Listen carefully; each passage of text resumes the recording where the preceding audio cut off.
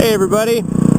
Well, it is a pretty nice fall day here in the Victoria area, specifically Langford. You can see by the colors of the leaves and the leaves on the ground that fall is in full swing here on the west coast. This time of year is set aside, specifically the 11th of November for Canada, and I believe pretty much all of the Commonwealth. And I believe the Americans have your Veterans Day on the 11th as well. Correct me if I'm wrong, but I think you're on the 11th as well.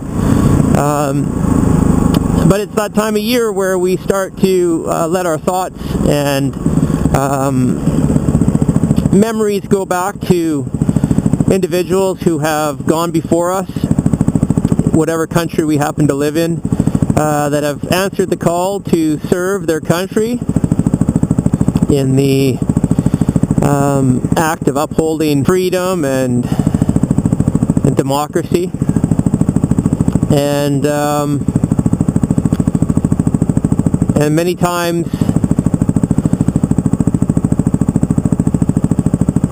not coming home.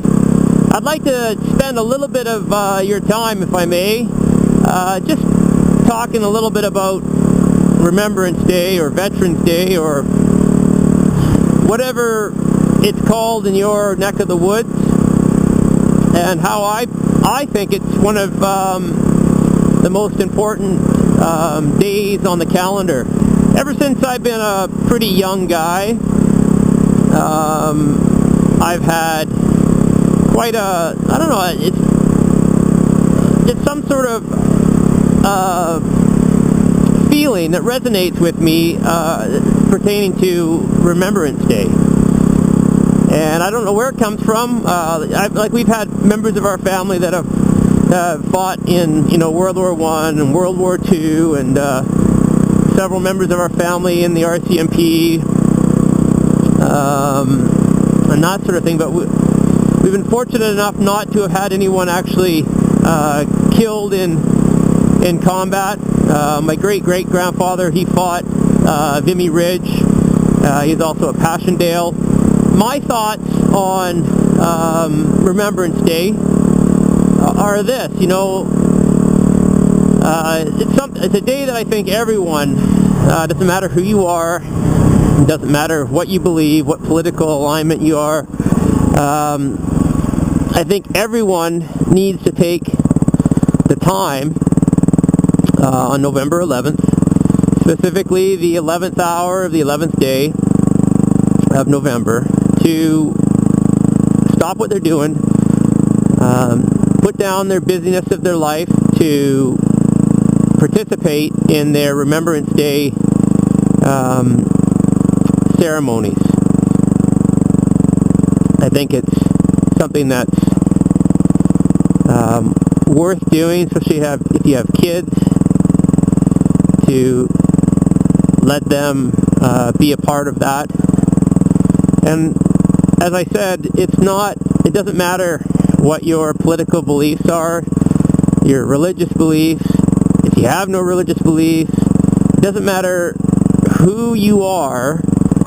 There should be one day, though, however, that you do take time to commemorate, and that is Remembrance Day. And the reason is because those veterans, those who have passed on, those who continue to live, those who never made it back, those 18, 19, 20-year-old young men, fathers who had gone over, that didn't come back, they are the reason you're able to live in a free country and believe and do and think and act whatever way you see fit. Anyone, even, this might sound a little odd, criminals. If you were an individual that is sitting in some sort of incarceration at this time, I doubt you're watching my video, but if you are, even you have the, I think, the duty to take time to remember those who have given everything, those who continue to fight, because I can guarantee that without individuals like perhaps Private Henry Ord here, who I have no relation to, and men like him and women like him, I can imagine that incarceration probably wouldn't even be an option in a lot of countries that are ruled by dictatorship and tyranny and that sort of thing.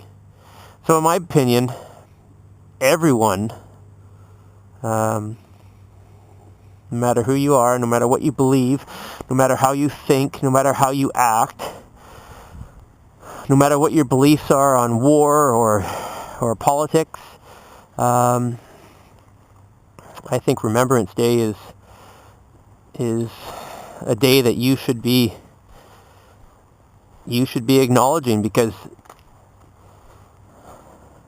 the freedoms that you enjoy are paid for with a heavy price, and that price allows you to be the individual that you are right now.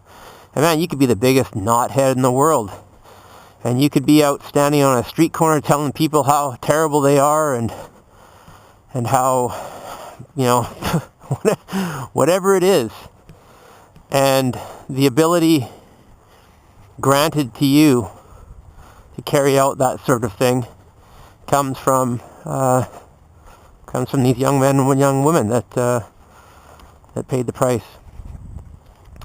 So my video today, in short, I always say I'm going to do a short video. It always ends up going longer. My video today is about thanking those individuals who have gone on before and served.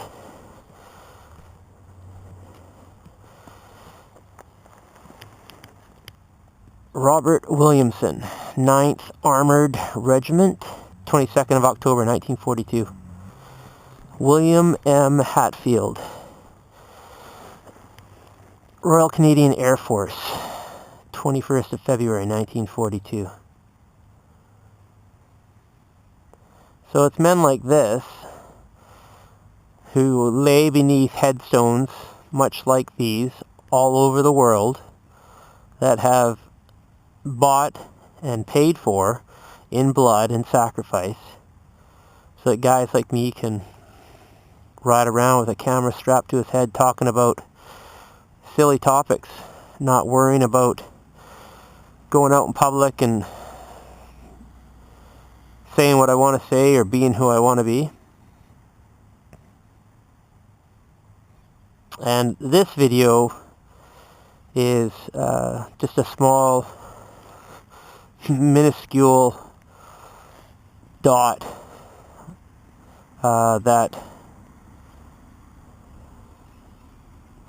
that's really not that much, but my thanks to them, my thanks to their families, the parents whose boys never came back, the wives whose husbands never came back, the sweethearts whose boyfriends and fiancés never came back. To them for their great sacrifice, and also for those individuals who did come back, and many of which were, physically unscarred, and yet they carry a great burden on their shoulders of emotional and psychological scarring that occurs when you're there when bad things happen. And that's something that average Joe like me I can't comprehend, and I don't have words, and I don't pretend to have words that can offer any sort of feeling of relief for that, except for I thank you, and And I hope the best for you, whether you're a veteran of a past war and your days are dimming, or if you're just some young guy sitting in his house right now thinking back to events very recent and wondering why nobody gets it, you know, and I'm sorry, I don't get it, and I acknowledge that I don't get it. But I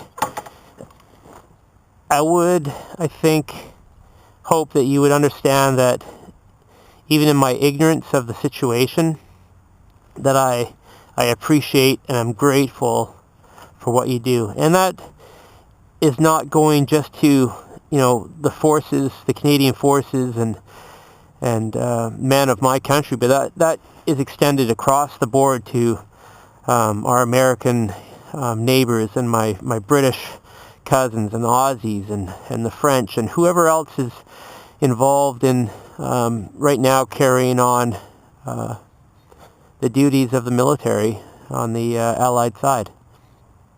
So my appreciation goes out to you. I only know of one individual on my subscription list, and a motovlogger that I follow, which is Dark Knight. I know he served some time overseas, and I believe it's Afghanistan. Some guy across the world, across the land, who's never met, probably never will meet. But I think about people that I know that have served, and you being one of them, and on November 11th I remember it. And I'm grateful for your service and the things that you've done for us, the rest of us who have absolutely no idea what happens over there. So for that I'm grateful. Pretty kind of somber motovlog today, but I don't see one day a year being too much of a price to pay for everything that I have, that my children have, that I enjoy in my country. And so with that, I'll leave you, and thanks for watching, and encourage whoever you are, if you've never done it, please, take the time just to go down and be part of that ceremony. And if you see veterans, all it is a handshake. That's all you need, or a smile, or a thank you. Let them know that you're thinking about them, and wish them the best. And do your part. Do your small part to pay back an unpayable debt. So there's my thoughts. I hope you have a worthwhile Remembrance Day wherever you're at, and enjoy the freedom that we've been given. In Flanders fields the poppies blow, between the crosses, row on row, that mark our place, and in the sky the larks still bravely singing fly, scarce heard amid the guns below. We are the dead, short days ago. We lived, felt dawn, saw sunset glow, loved and were loved, and now we lie in Flanders fields. Take up our quarrel with the foe. To you from failing hands we throw the torch. Be yours to hold it high, if ye break faith with us who die. We shall not sleep, though poppies grow in Flanders fields.